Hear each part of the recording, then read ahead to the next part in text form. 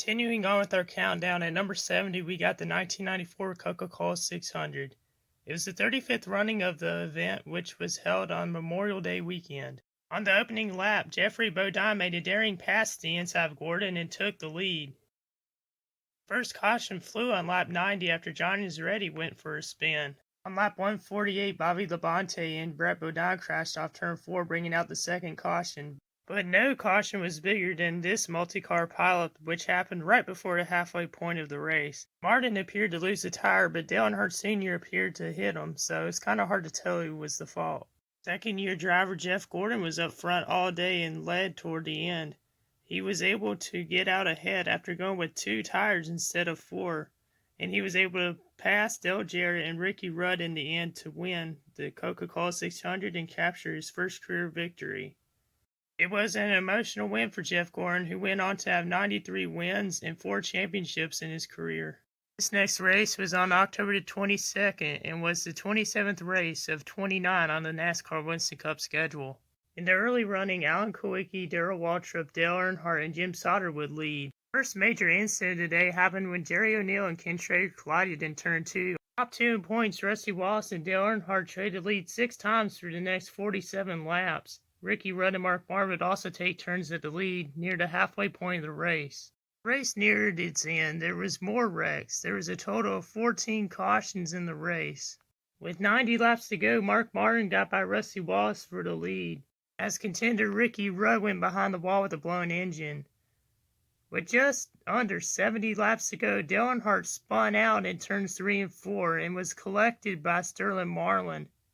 Earnhardt received major damage and finished 20th. Mark Martin went ahead and led the final 77 laps and collected his first career NASCAR Winston Cup victory. This next race was held on a sunny October 5th afternoon at Talladega Motor Speedway. Pole sitter Travis Kvapil led the first 8 laps before being passed by Carl Edwards on lap 9. There would be a total of 64 lead changes on the afternoon, and the action was fun to watch. On lap 69, a multi-car crash in the Tribal brought out the 4th caution of the race. Those collected included Margex Jr., Casey Kane, David Gilliland, and more. On lap 99, Denny Hamlin blew a tire and hit the outside wall. He would go to the hospital for further evaluation. As the laps winded down, the action got more intense. After a restart with 20 laps to go, Carl Edwards was pushing his teammate Greg Biffle to the front, but got into him a little too hard. All 3 Roush Fenway drivers were collected in the incident. The wreck also took out pole sitter Travis Kvapil, Kevin Harvick, Dale Earnhardt Jr., among others. Points leader Jimmy Johnson snuck through the carnage and finished 9th, increasing his points lead over Carl Edwards for the Sprint Cup Championship. Another caution for debris set up a green-white checkered finish. Stewart, who led the most laps with 24, was trying to hold off Regan Smith. Regan Smith ducked low, but Tony Stewart blocked and put him underneath the yellow line. Regan Smith crossed the line first, but NASCAR ruled Tony Stewart as the winner. I still think this is one of the worst calls in NASCAR history. Personally, I think Regan Smith was robbed. Paul Menard, David Reagan, Jeff Burton, and Clint Boyd rounded out the top 5. This next race was the first ever run at Texas Motor Speedway. As a result of rain, qualifying was canceled and many of the track's parking lots were flooded. On race day by 8 a.m., traffic on Interstate 35 West stopped 16 miles south of the track. The hype was real, and it didn't take long for the race day drama to continue. On lap 1, a 13-car crash in turn 1 brought out the caution. Some involved were Darrell Waltrip, Morgan Shepherd, Jeremy Mayfield, Dale Sr., and Kyle Petty. In the early going, Dale Jarrett and Jeff Gordon battled for the lead multiple times. The Labonte brothers, Bobby and Terry, would spend time out front as well. Mike Skinner also led in the first half of the event.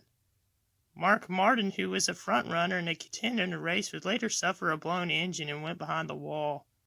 Jeff Burton, who was seeking his first career win, took the lead for good with 58 laps to go and led the rest of the way. Jeff Burton held off Dale Jarrett to win the race. Bobby and Terry Labonte finished 3rd and 4th. Ricky Rudd finished 5th. For this next race, Bill Elliott won the pole with a record 212.809 miles per hour lap. The speed created headlines across the country. Concerns were already being raised about these speeds, and Chevrolet team drivers were reporting that the rear tires of their cars were lifting off the track entering turn 3. Then on lap 22, the driver of the 22, Bobby Allison, flew into the catch fence, shearing off 100 feet of catch fence. Allison was miraculously uninjured, but there's 5 spectators that received injuries, including a fan who lost their eye. The race was red flagged and remained stopped for 2 hours and 26 minutes while crews repaired the damaged fence. The wreck was go down as one of the most famous in NASCAR history, and the wreck led to a major safety change which is still used today, the restrictor plate. The restrictor plate is a device installed at the intake of an engine to limit its power. It has been run ever since. Bobby's son Davey led the most laps with 101. Dale Earnhardt led 5 laps near the end before Davey passed him and led the final 10. Talladega did not have track lighting at the time, so the long delay as well as other caution periods caused the race to be cut short at 178 laps. Allison won by 3/4 of a second over Terry Labonte to capture his first career Winston Cup win. Surprise at number 65, I have the 1999 Daytona 500. The race was relatively calm early, with Rusty Wallace leading the most laps with 104 and Mike Skinner leading 31 laps. On lap 135, a 13-car pileup brought out the red flag. Some of the drivers involved were Mark Martin, Terry Labonte, Morgan Shepherd, and Dale Jarrett, who rolled over twice down the embankment.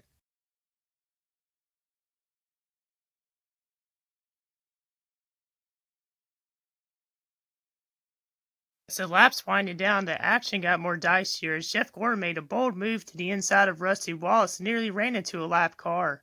Jeff Gordon then took the lead and was out in front, battling with Mike Skinner, Dale Earnhardt, Rusty Wallace, among others. Jeff Gordon, who was trying to get his second career Daytona 500 victory, was blocking desperately.